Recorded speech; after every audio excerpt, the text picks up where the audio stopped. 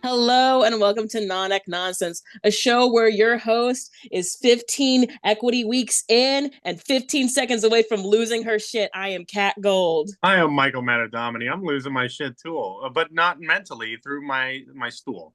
Anyways, Jesus. I hope everyone's having a great week.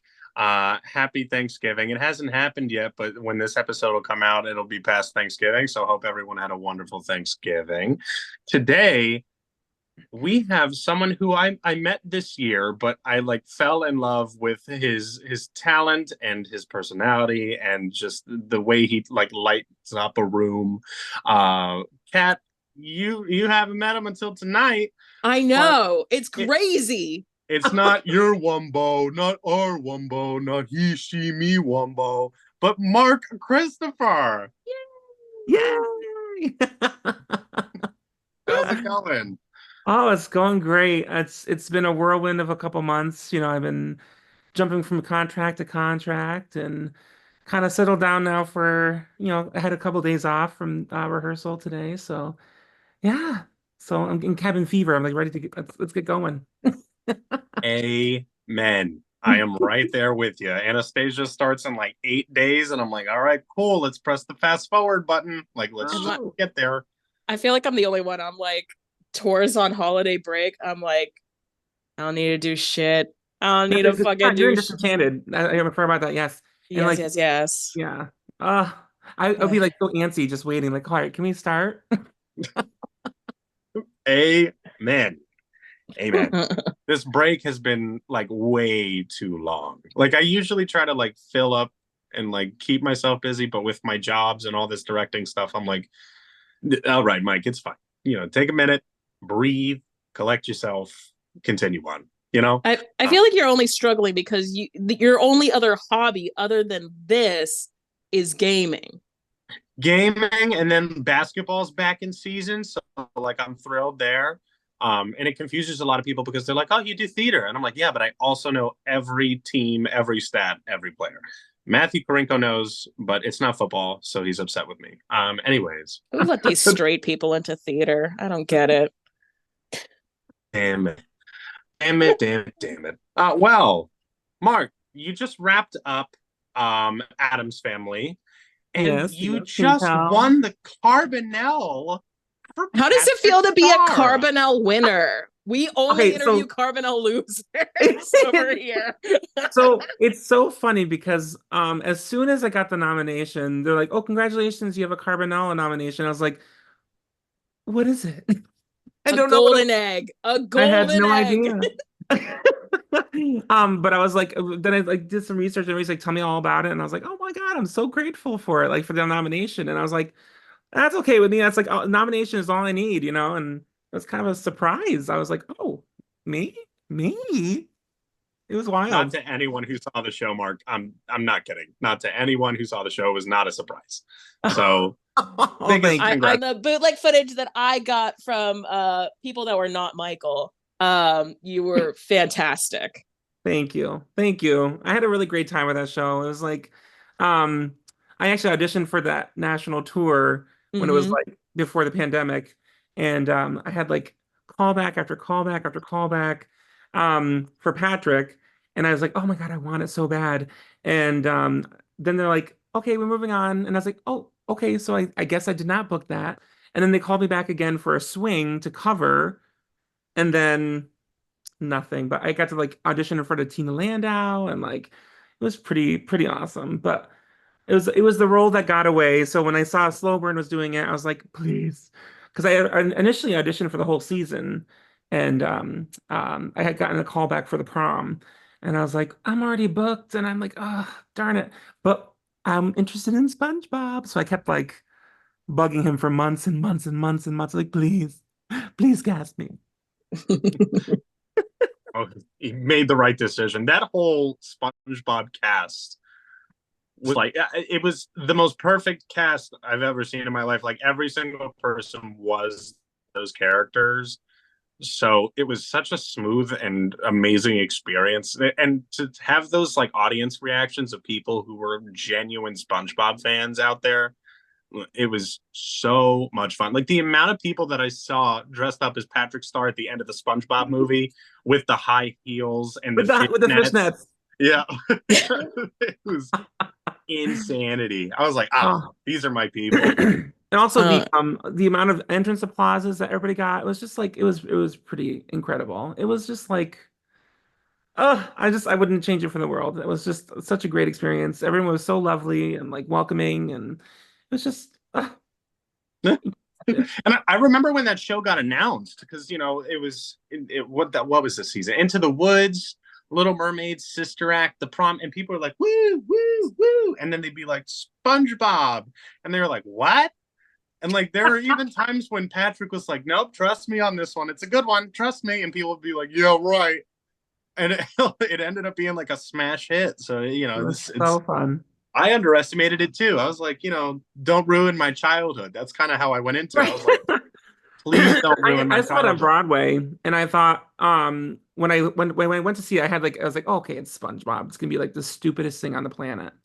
And I left that theater saying that was the most fun I've ever had on Broadway. Like it was just colorful and like a lot of stimulation. Like it was like the lights were crazy, the sets were beautiful, colorful, the costumes, the dancing. It was just like the most brainless fun you can ever have.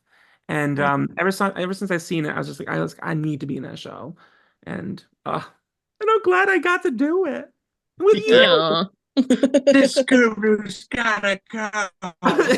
This guru's gotta go. Oh my goodness. I always try to sneak a little Jennifer Coolidge cat. So this is a little thing. Okay. And in every show I do, I try to pick a line that is like going to be like an invisible Jennifer Coolidge. So like with SpongeBob, I did the, hey you guys, I know how to save you and this isn't how, whatever. And then I go, this guru's gotta go. Okay, so what was it for Fester? For Fester, it was storms past. I think I'll Little Moon. I cannot. Oh my God. I love the Addams Family so much. That's another really fun show. You're both tied with Addams Family lore. Yeah. I want to revisit Gomez eventually because you do it in high school and it's just like it's a high school production, and that high school production was great, but like now I'm mature and like I understand things better and like the jokes don't fly over my head anymore. Right. So I did Fester in a community theater production, and I thought the same thing. As soon as I got it as like now that I'm of a certain age, it's okay. People like us can have a 3 in the first digit. It's fine. 3 in a very late digit on the end. But like, but experiencing it as an older adult was just, I felt more at ease and more, more relaxed into it. So I really believe that if you ever got a chance to play Gomez again, that it would be like, just like the easiest thing ever.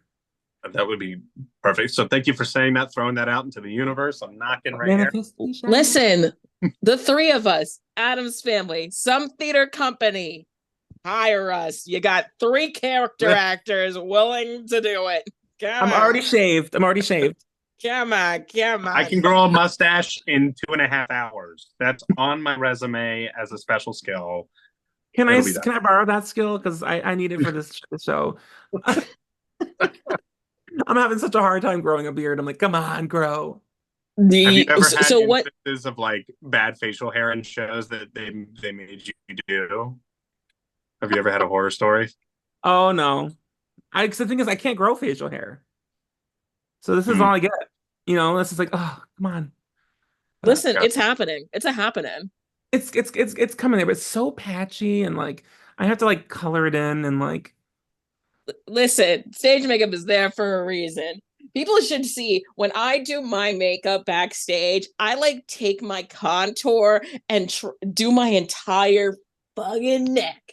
And people are Yeah, like, what are you doing to smash yourself? it. And I'm like, don't worry about it, babies. Don't worry about it. We're just putting more on. More is more, babies. So When it's I did Uncle fine. Fester, I contoured the hell out of my chins. Every single one gone. Yep.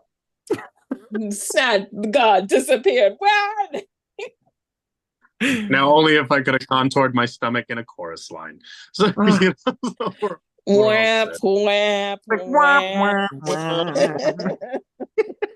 I looked back at those videos today, editing my dance reel, and I was like, those pants were tight. Aw. Listen, at least you could fill them out. That's right. Amen. Take it for what it is. Take it for what it is, baby. There's a Okay, silver lining everywhere. damn straight. So we've gotten already on a tangent, which, bodes well for an episode on this show. So tell me, Mark, how did you get into theater? Oh boy. Well, it started I was a child, I'm just kidding. I'm not gonna go that far back. I have been in community theater for my whole life, ever since I was like, actually since middle school. I started like a lot later than most people do. They usually start as kids, but I didn't do it as a kid. Um, Hmm. so when I was like in like eighth grade, I think, or sixth grade, one of those grades.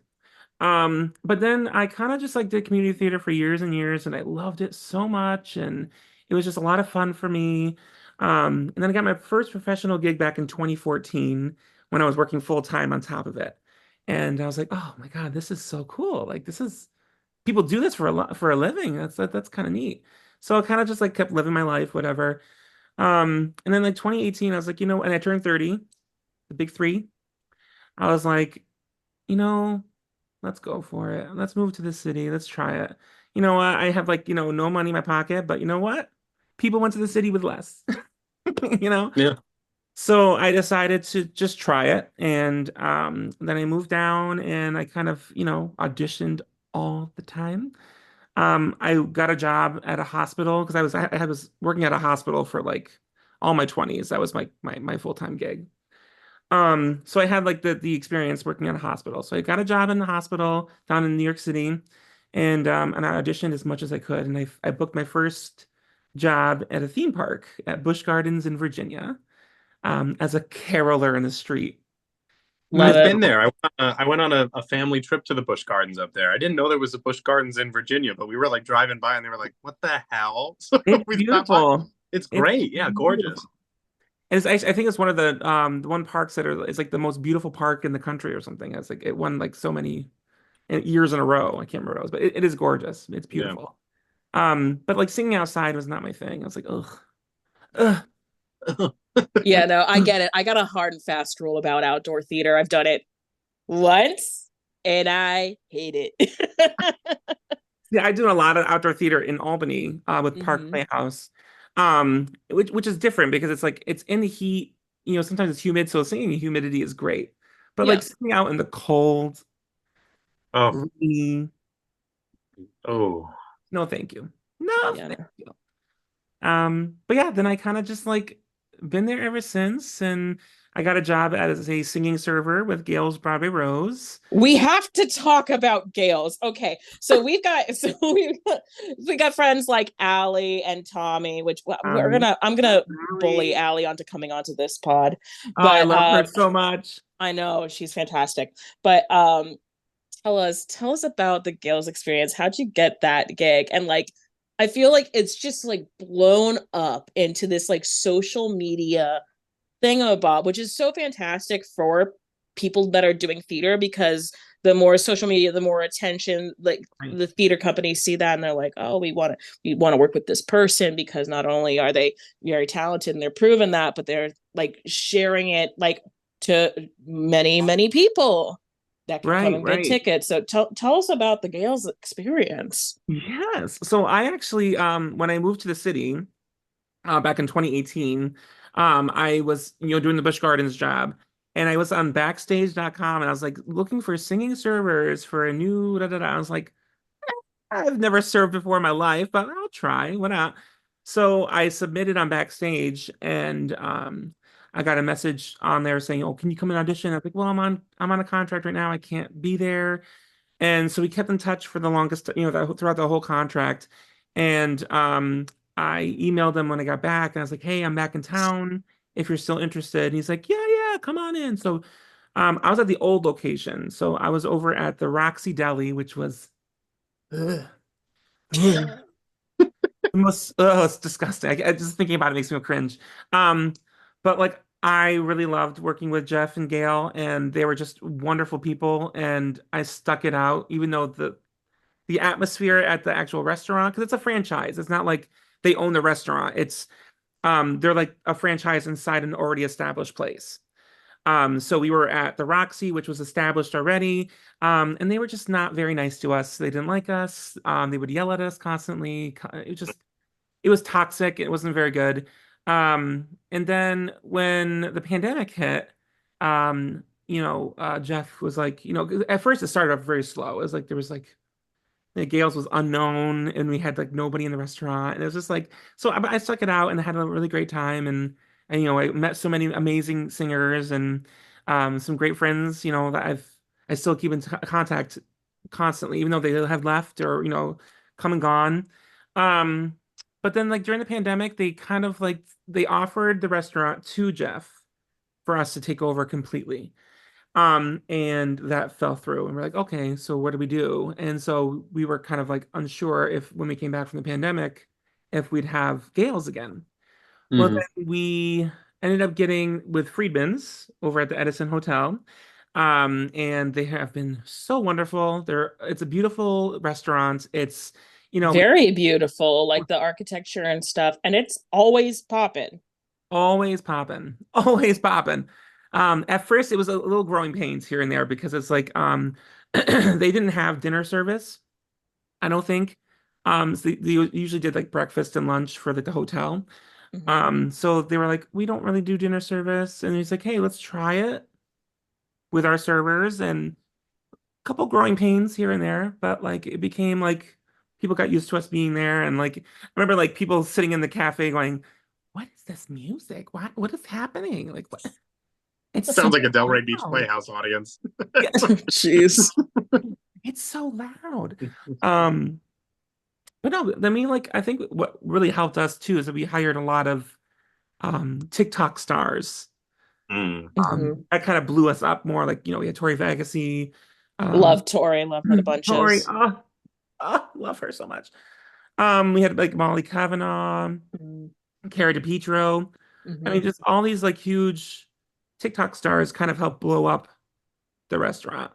And now it's just like, it's kind of nice because like as an actor, I can work there and then leave for a contract and still have a job when I get back. Yeah. Yeah, But yeah, amazing.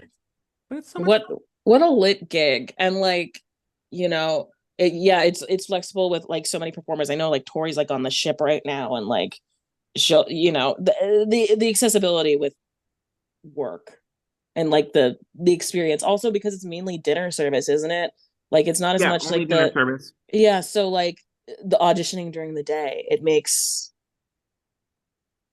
And it's kind of nice because like, we also are down the road from Ellen's Stardust. yeah. Like they're 50th Street, we're 47th Street. So it's kind of a competition, but the thing is like they have their own following and they're always busy. So they Yeah. weren't affected by us at all. Um, and what's kind of cool about our space though is like they have a huge they accommodate a ton of people. Ours does not. Hmm. It's a smaller restaurant, but it's like in a big round, circle with around a bar and then like the seating area. Um, and we kind of just like walk around the whole restaurant. They have two floors. Ellen Stardust has two floors and like Hmm. a runway, and like they have all this like space to cover. And it's like, Confetti. Just all the stuff. okay, I think it's really fun. It's really wonderful to have confetti, but during dinner service, if that lands in my drink, I'll be pissed. That's what I'm saying. If I choke Also, on a I piece feel of like confetti, no, sorry. I feel like that sometimes like they'll throw the straws too. I feel like Well, that happens there too, and I'm like, But Oh we like, no. but like, I mean, I do it like when I sing like Notice Me Horton, Yeah, yeah. a handful of straws, and I'll just like take a straw and throw it at people.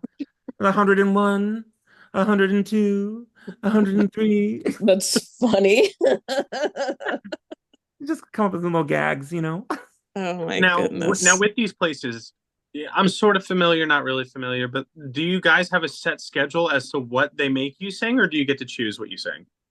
Good question. So, we when we first got hired, we're required to come in with 5 solos ready to go. Hmm. And it's all tracks. So we don't have like live band or anything, it's all tracks. Yeah, And we have to have 5 songs required. And then over time, he wants us to start learning duets, learning like all on our own time, basically. So we just learn songs on our own, come in and just sing, no great. rehearsal. Hmm. Um, but yeah, we get to sing whatever we want. As far Nice. as like, it has to be That's- broad, but like people get Yeah. offended and they lie to him sometimes. They say like, "Oh, the Amy Winehouse musical is coming out," and they're like, "That's not it. That's You know what? Give it like 2 years and it will. not it." Like, Oh, Probably. But it's so uh-huh. wait, funny because we always tell Jeff because Jeff is like he's very good with the business. Like he knows the business, but he has no idea what's a Broadway show. Like he'll have to do research and he does like trivia and stuff like that, which is really fun. But like he won't like he say, hey, there's a musical coming out that's Sabrina Carpenter, and he'd be like, okay, No, he's like the SpongeBob musical. That's not a musical. that's Right not there. a musical. Right that there. one's not real. Yeah, No. I'm calling bullshit right there.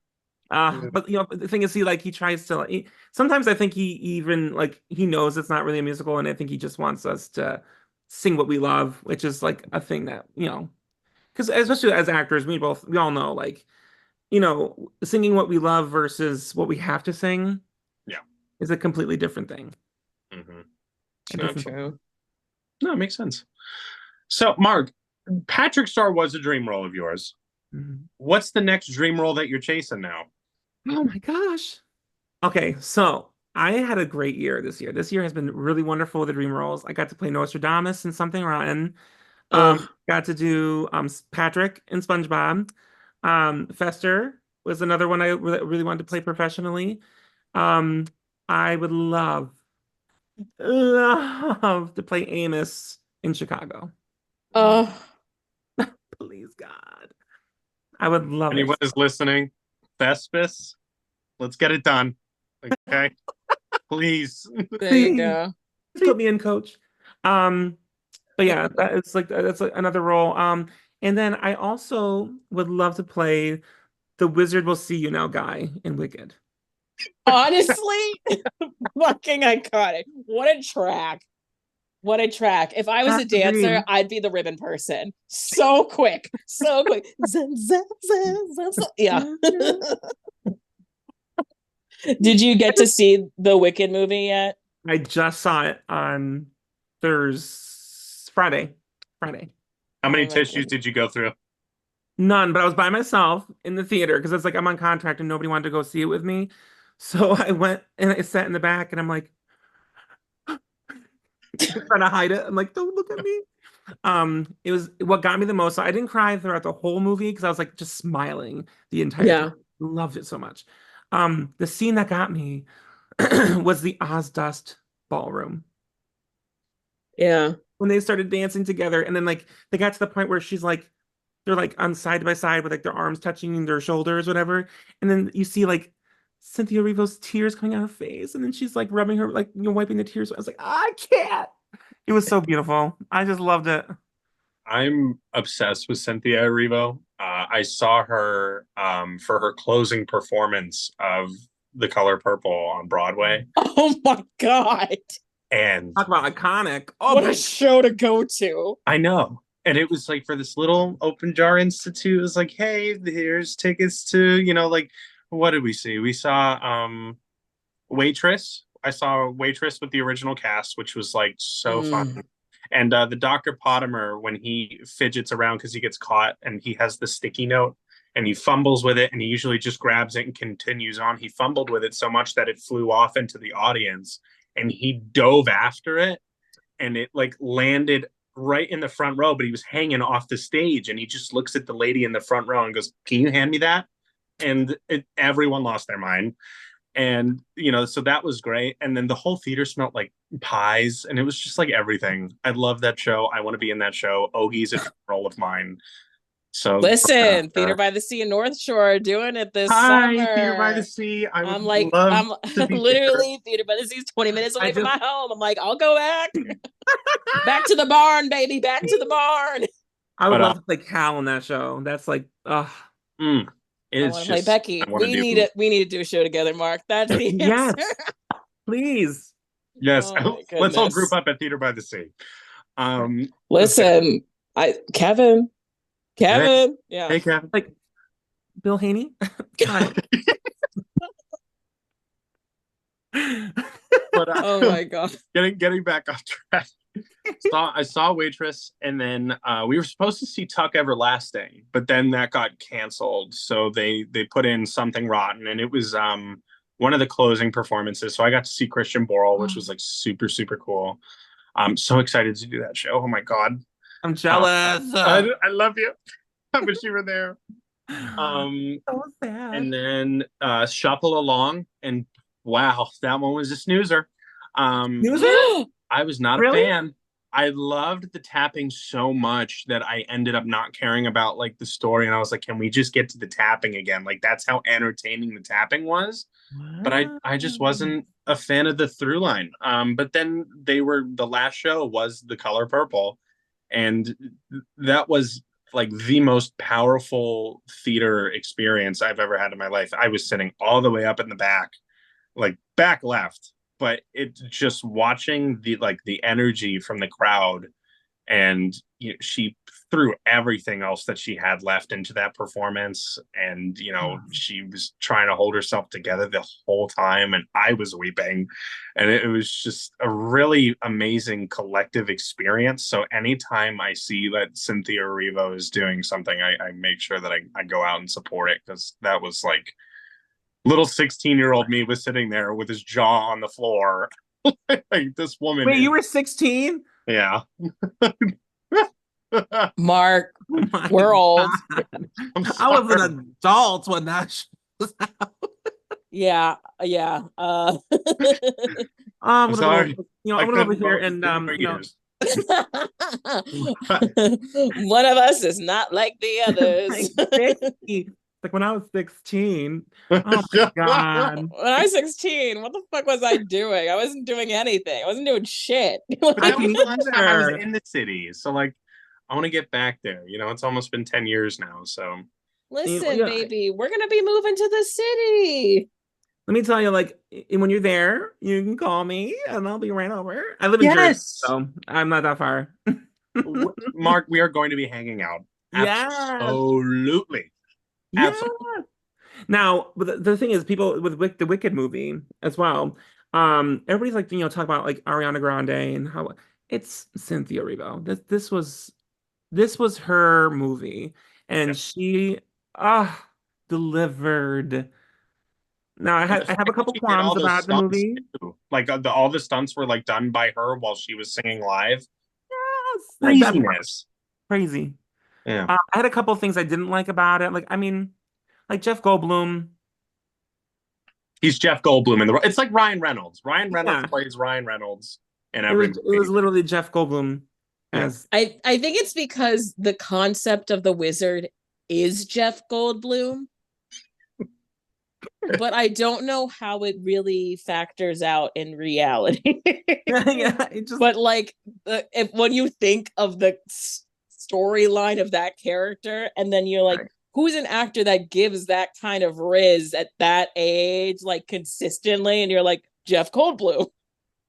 When they had him singing like the Sentimental Man song, and I was like, this just feels weird. It just feels strange. Like they're in that little, I don't want to give any spoilers away, but like they're sitting in that little like mechanical thing, and he's like, I am a sentimental man. And I was like, oh, this is an awkward situation. Yeah. But yeah, I thought, all around the movie was great. I thought the pacing. Everybody keeps talking about the pacing was slow, and I was like, no. I was entertained the entire time. Mm-hmm. So I need good. to go see it. I think I'm going to try to see it this week. I've listened to the soundtrack now that it's been released. In my opinion, I think there are too many riffs. Yeah.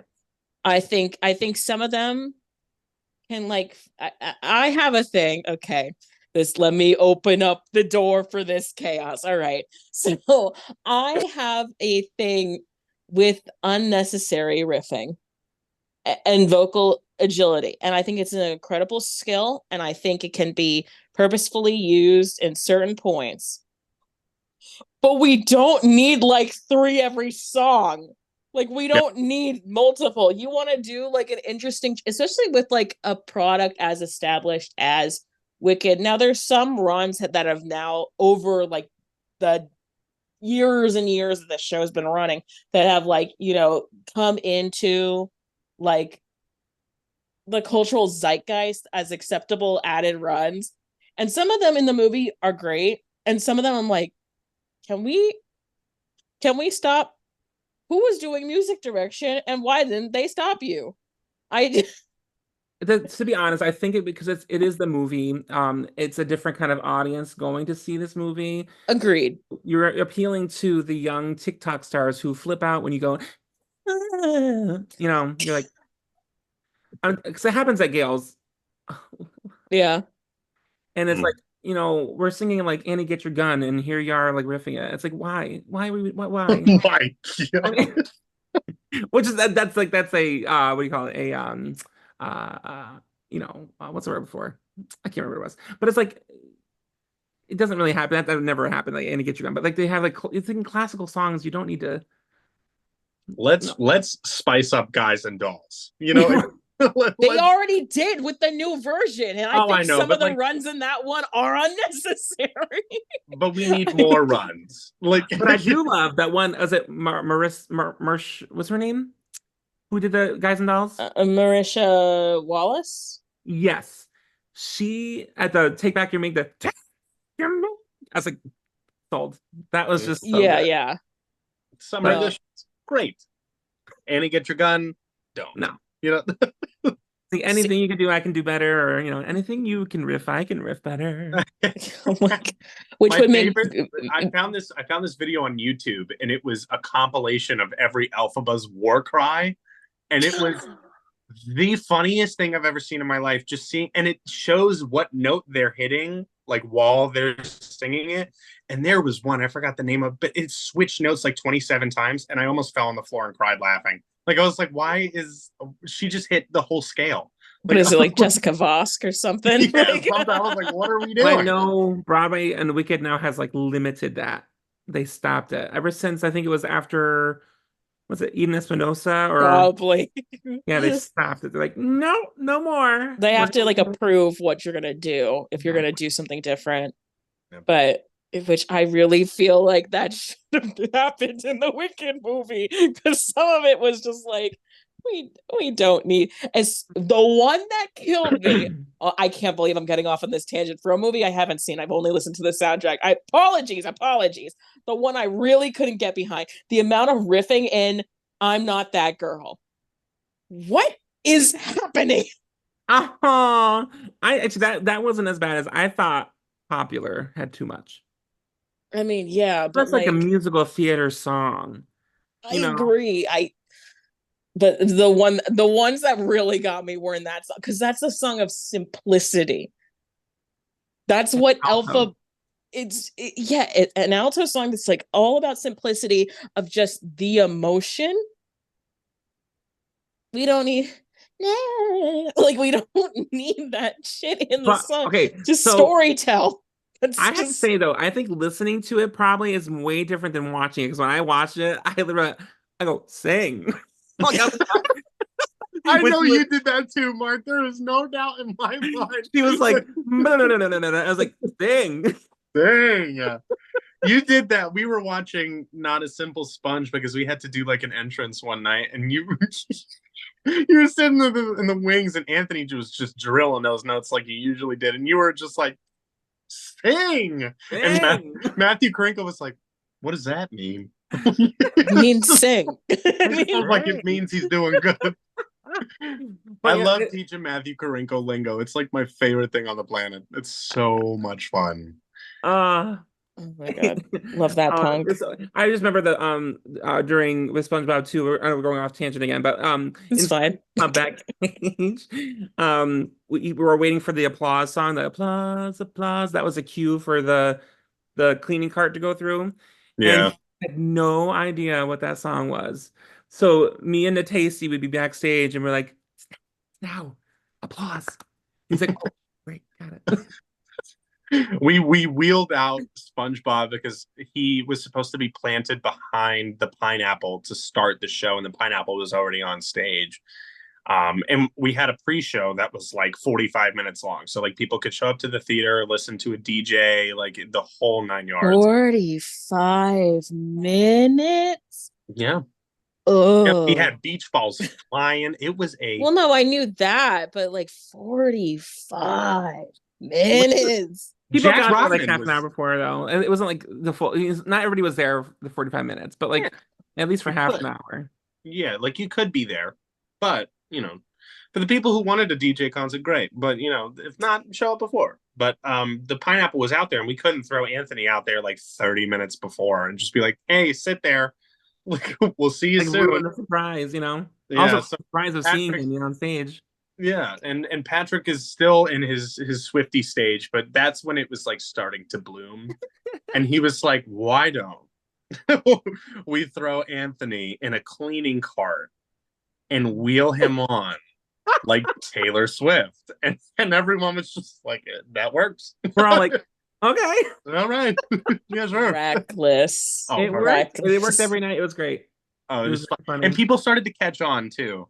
Like the Taylor Swift people out in the audience, if they saw the cleaning crew come on, and they were like, like the laughs started to happen, and I was like, they knew. They knew. they knew. It was wild.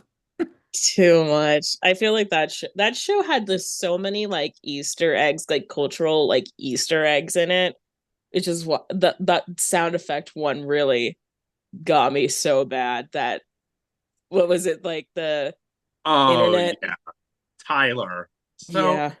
during like the last weekend, and like they were tame for like the first 2 weekends. Like at the end of the show, SpongeBob had fun. Oh yes. Oh yeah.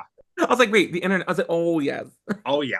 SpongeBob has fun, and it's in the script too. But SpongeBob has fun with the sound effects guy, and every time SpongeBob would take a step, Tyler would be up there hitting the squeak button, doing whatever he needed to do to have those sound effects. And Anthony would pick up his foot, and then he'd lower it slowly, and like Tyler would really be paying attention. And closing weekend, it's the first time I noticed it was when he took a step, and Tyler literally played the bruh sound effect when he took a step. I'm not kidding.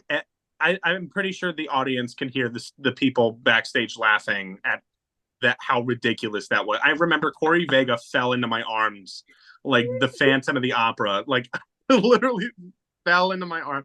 Ryan was smacking me and farting at the same time. I was tears running down my face. Like he was for sure. But it was that, and then he did the "You've Got Mail." Like that was that one. Oh my God, that one was good. But he had a lot of fun. He was that Foley artist. I mean, it's Tyler, right? Yeah, he was so good. Phenomenal work. Like if the show was not the show without him. And you never really you never really talk about how important sound effects are. Now I think it's like essential. Right. Especially that show, it's required. There's so many little sounds that have to happen with people walking, with things being thrown. It's just like it's wild. He was so great. So great. Yeah, brilliant. Yeah. Oh my goodness. To kind of switch topics, I just want to know, because you've been in New York for a lot longer than like most people that like come on the show. It's usually like a year or so, whatever. You've been there for a while. Can you tell me some of the chaotic audition stories from the city? Oh my gosh, I have so many stories. I was there for I was there for the Hairspray Shut up. I was there, but I did not go to the audition. So let me tell you this story. So that day, I was going to audition because I already had an eco cast for Hairspray. It was like I was like, I don't need to go to the audition. I have an eco cast. It's whatever. Mhm. I got there and I'm like, okay, I'm just getting in line because I'm going to go to Prather's season audition. I think it was. Um, and I got there, and there's a line going around the block, and I'm not kidding you. It went down the block and it went up the avenue and down. It just it was so long. I was like, I am not waiting in this line for Prather. So I had some friends So that were wait, it in was line. one line for the entire thing? Like the entire building and all the auditions happening in it? Mhm. So Fuck I went. that. I was like, I'm starting a second line. You better. So a bunch of us are like, we're not going to this Hairspray audition. We're going to a different audition. Can we start another line? So we all got in line and on the other side, and it was a much shorter line. And what they did was when they opened the doors, because they saw how long the line was, because when you get, I think it was not Ripley Greer, Pearl Studios. Pearl. Mhm. Um, but the way it works, you have to go into this lobby, show your Mhm. ID, go to the elevators, and get to whatever floor you need to go. So they would go one person from this line, one person from this line, one person from this line. So I got in there pretty quickly, and I went to go to the Prather audition, and put my name on the list and got ready for the audition, whatever. And then over time, I looked out into the lobby of the hallway where because I was on the same floor as the Hairspray tour auditions. Oh my God, there were fire codes were probably shouldn't have been enacted because it was, I'm not kidding you, a line going into the room, right? So the room here, and then the room had like a line going like this, right? In that huge holding room. And then it went out the door, down one hallway, and then another into the lobby. And then it was the longest line I've ever seen in my entire life. I had to like fight through for my life. And then you had like people like the grandmothers with their daughters saying, "Oh, this is their dream." And it's like, okay, yeah, but you're killing us. You're killing us right now. Oh my God. We What? need to implement a Pearl Studios Fast Pass. Okay, you pay a Yes, monthly it was. subscription. I thought Get I was on the in. Avatar ride at Disney. It was crazy, Oh my God. crazy. But I remember I remember the Phantom Pooper. Oh God. How could we forget? How could we forget the Phantom? I miss the old days of Audition Update. I mean, because I don't. It's like the things that you would read about. It's just like, oh, I miss the old gig and tell days. Rest in yeah, peace, it's gig it's and tell. still there. I found it. It's back. It's back. It's GIGINTEL.com. Gig and Tell. And it's Uh, I avoid like audition like callback corner and stuff, but I it's so bad. I'll beep out the name, but the names of things, but the story everyone who knows will know. But fucking in that callback corner, responding to so many people's like messages going, we're reviewing all the videos, we're gonna get to you guys soon, and I'm like, what the fuck is happening in callback corner? it was so crazy. And like and the thing is people are posting and she was on there and like, Like 4 oh, a.m. and you're like, go to bed, girl. I mean, like luckily I have everything I booked to this past year and a half have been virtual, which has been great. Yeah, yeah. Um, but like, I don't miss going to the Pearl Studios at 4 o'clock in the morning and waiting in line and getting on the unofficial list that will maybe or may not be taken, or it's just, it's awful. But like, I've had some good experiences. I miss going into the room and getting it done and over. Yeah. But like I've been liking the new initial call virtual. And if we want to see you, then I'll go to the studios with an appointment. Yeah. That's what I do because I can take the train in. The train is like 3 hours to the city. So like I will only go in if I have like an appointment. Otherwise, I'm like, let's do the first few rounds virtually. But like honestly, I feel like since COVID, like everyone had to adapt to taking videos, and it should remain. Yes. And I also avoid the Broadway auditions. I think going to EPAs and EECs or ECCs, whatever, no, Yeah, it's too much. too much. There's just everyone, anyone, and everyone is showing Hmm. up, and it's just like a matter of like how early are you gonna show up to this friggin' thing, and how many equity people are gonna jump the line ahead of you. And now that everything's open access, everybody and their mother is an equity person. Mm. It's wild. It's like so. Tell me. I mean, like you don't have to say, but like, are you considering joining, or are you gonna stay non-union for now? I've been toying with the idea. So it's like I have been like Yeah. playing because it's like the thing is with me is that like technically still kind of new to the Mm-hmm. theater world because I started, in my 30s and I'm 37. So it's like I still have room to grow and things to, Yeah. resume. I mean, my resume is getting pretty stacked, which I'm very happy about. I made some goals for myself, was like, I wanted to work at different theaters, and I was lucky enough to work at, Slow Burn, working at Derby, working at with Prather, working like, all these different like locations with Play a Stage Company. I have a ton of different theaters on my resume that, shows that, and I've done multiple contracts with each one to make sure. Mm-hmm. Um, but yeah, so I have built my resume up quite a bit that I feel like I'm getting to a point where um I can start getting bigger projects. And so then I made a goal for myself, okay, I want to get management or get like your representation.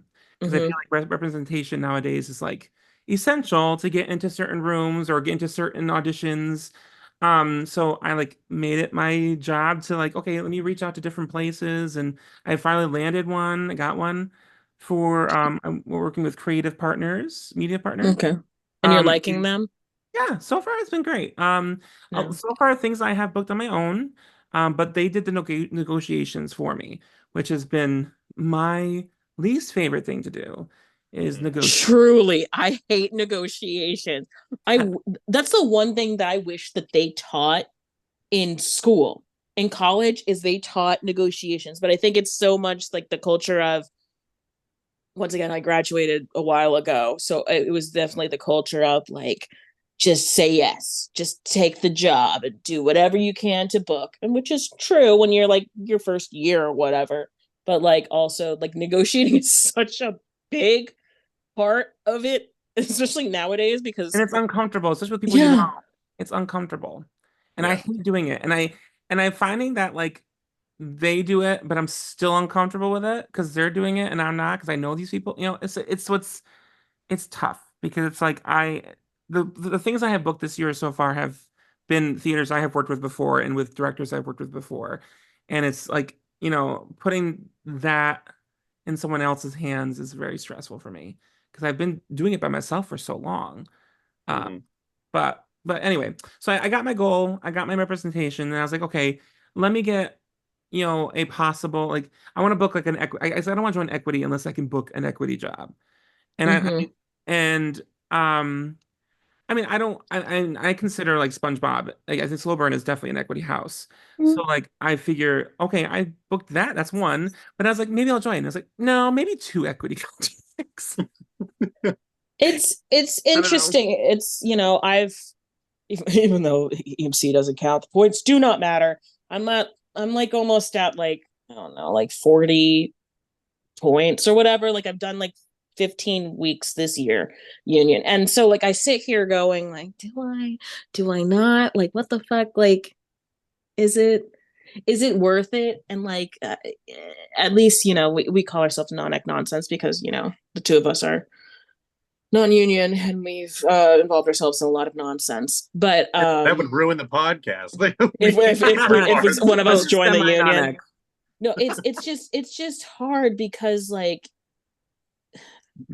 you want to get paid, compensated properly. You want to have that insurance through your job, you know, and like when you're working at, you know, at least one or two equity theaters a year, you're like, I mean, like maybe they'll hire me with this, but it's so difficult being an actor because every single little thing you do, every choice with your agent or management or negotiations or deciding to join the union can make theater companies that used to hire you regularly not hire you again, and you don't know. Right.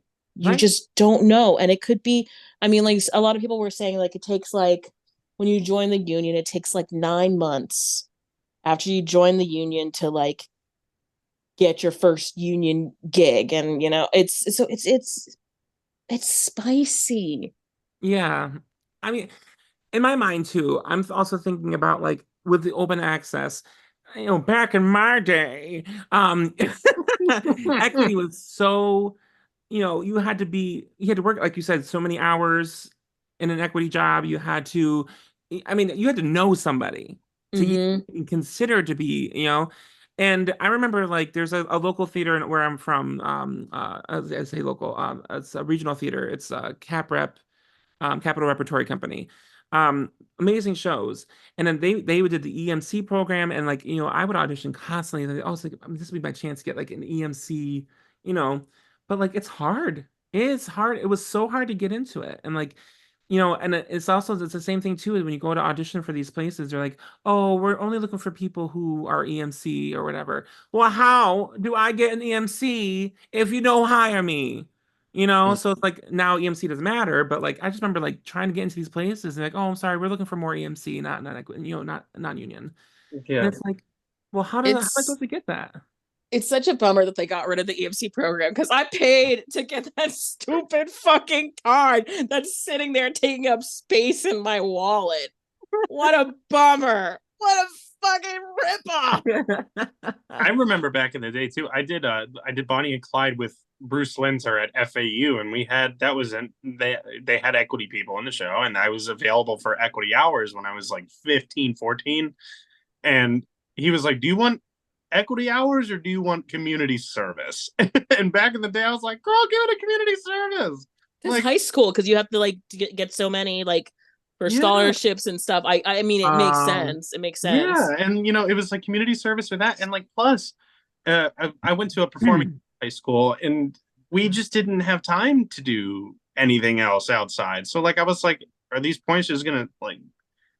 Am I gonna let them sit here, or am I just gonna take the community service? And I took the community service. So I was like, this is. And listen, you saved like 200 fucking I bucks. did. That's become literally like It went nothing like in my this. wallet. Literally. But hey, uh, Oh but my god. it's gonna be an ongoing battle of like when it's gonna be a good time to do it. You never know.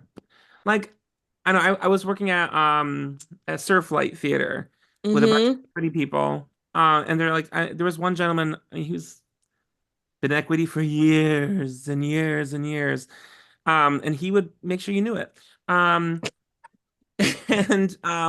but like the thing is that like he had brought up a good point is that like if I join now, I'm not going to accrue enough time to get pension. I'm not going to accrue enough time to get, what I mean, it's so the retirement package for me to do equity right now is not, I mean, I'm 37, right? So if I want to, I'm never going to retire. I'm going to be working until I'm 95 if I live that long. But like, but like, Same. right. If I will never experience getting pension through the union because there's not going to be enough time for me to even do that. So it's like, yeah, is there a benefit for me? I don't know. Yes, like more money, obviously, but like other than that, like it's not going to like, give me retirement when I'm older. no. So Very I don't know. true.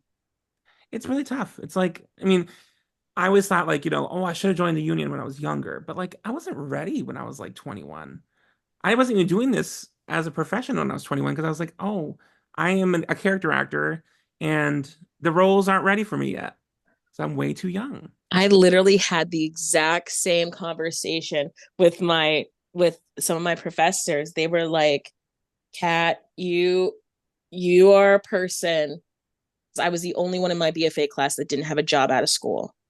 You know, everyone else went to unifieds, and I went to unifieds too and stuff, but like I was not, you know, I could not do the chorus. I was not like, and I wanted to, but I was just, they looked at me and I was not that thing. So it just never worked out. And they were telling me like, you know, you are not going to work for like 10 years, or you're not going to get as much work as your classmates, but the work you get is going to be really good work. And now I laugh about it because like I got my first gig like 6 months out of college, but like I literally I went in to talk to the students like over Zoom, and like the professors were like, yeah, we were fucking wrong. But it's especially as character actors, like we're told like your career won't begin until you're like 40 to 60. Like that's when you become like a person. That's when you're like worthy of like jobs, which is such Right. bullshit. But I understand wanting to be like, let me wait it out, not join the union like immediately kind of thing, you Right. know? Right. I mean, I look back now and I'm like, I kind of wish I did do it sooner because I am a hell of a lot more happier in my career doing it now than than I was working at a hospital, in all my 20s. So like experiencing this now, I mean, I'm just like, okay, I'm much happier in my career that, I don't feel like this is work anymore. Mm-hmm. Tell Yeah. me, like, now that you're in it, like, especially like as an older, like, and not older, but like, not like a college kid starting it, you know, tell me, like, what is one of the most important lessons that you've learned so far in your career? So And I'm gonna add on to that. For my students who watch, add some of your personal advice to the younger generation of actors as well. sure. So I actually never went to college for theater. I kind of like I did community theater or community college, and I was trying to figure out all my 20s, like, what am I going to do with my life? Like, what do I want to do? I was going to be an art teacher. That didn't work out. I hated ceramics. I wanted to then I was like, oh, maybe I'll just do something practical, and I was like, nope, miserable, hate it.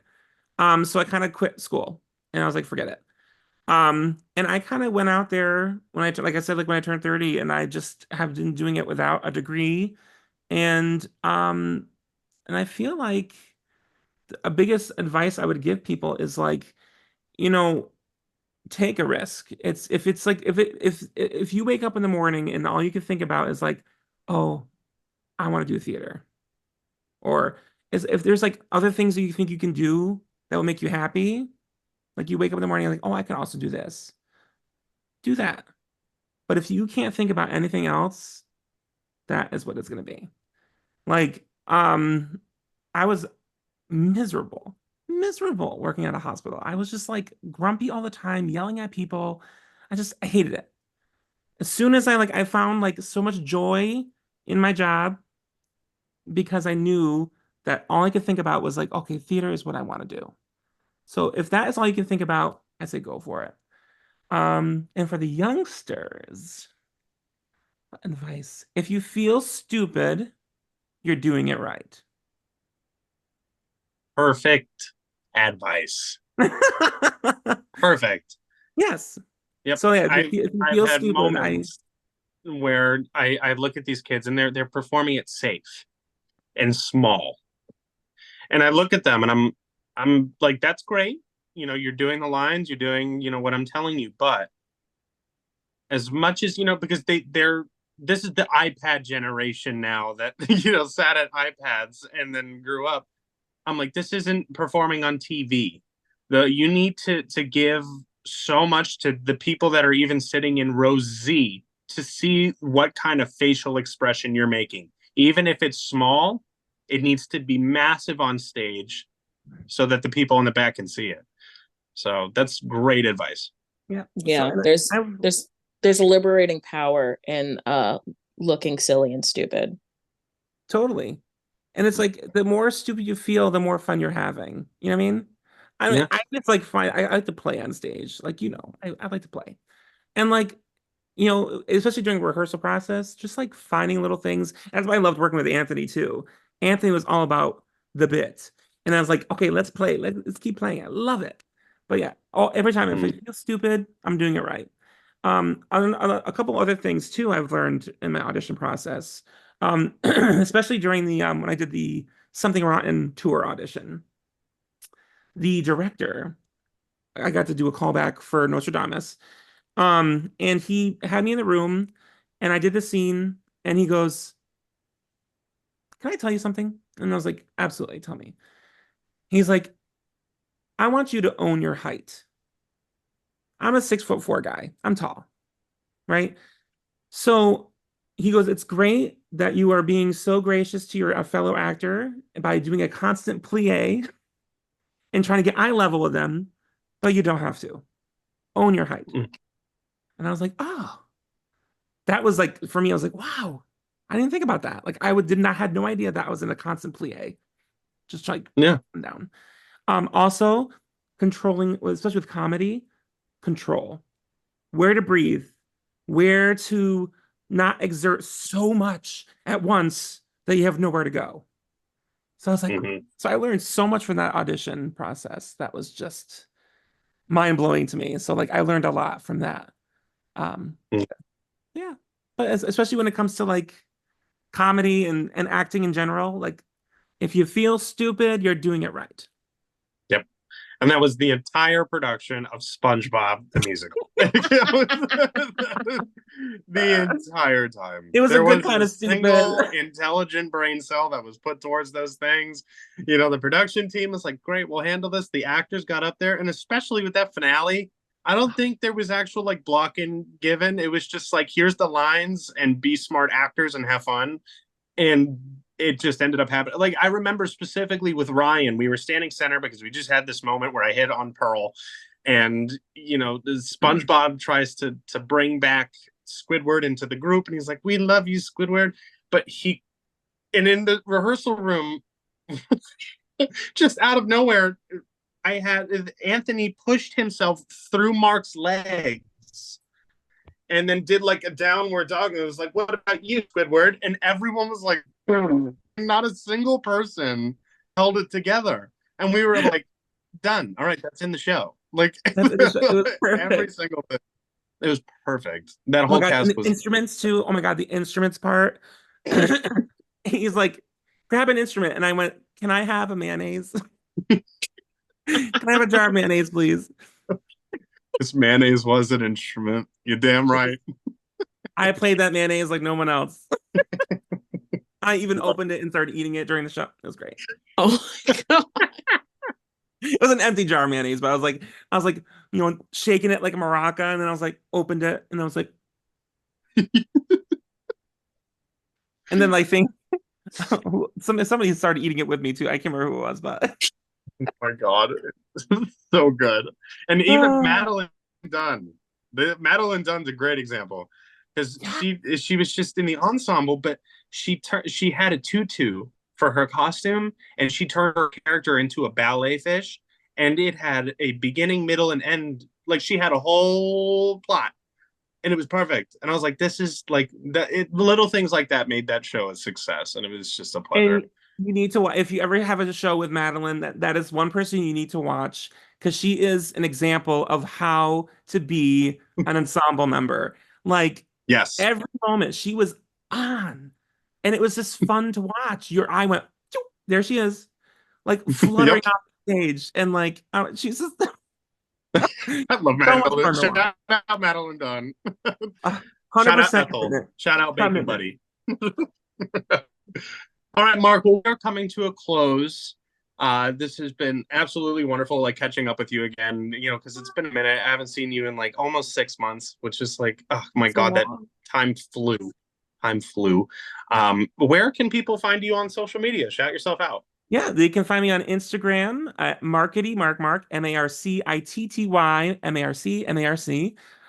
as well as TikTok with the same name. Yeah, Great. yeah. Perfect. Well, do you have any closing remarks? Um, Just have fun. Live life. Live, laugh, love. Perfect. I cannot. I love it. We'll have a sign. Live, laugh, love. Laugh, laugh, laugh. You do it. Perfect. Live, laugh, love. There it is. Can't be Storms topped. past. Live, laugh, love with Marc Christopher. Yep. Signed, sealed, delivered. Get it out of here. Well, thank you guys so much for having me. Thank you for coming on. So much. It has been a pleasure, and thank you for taking time to spend it with us two idiots as I literally just whack my door. But this has been Michael Matadomini. This has been Kat Gold and Marc Christopher. Nailed it. Yeah, perfect. Well, this has been Non-Ec Nonsense. We come to you on your dark days on Mondays. Stay tuned for next week and stay happy, stay healthy, no COVID. 3, 4.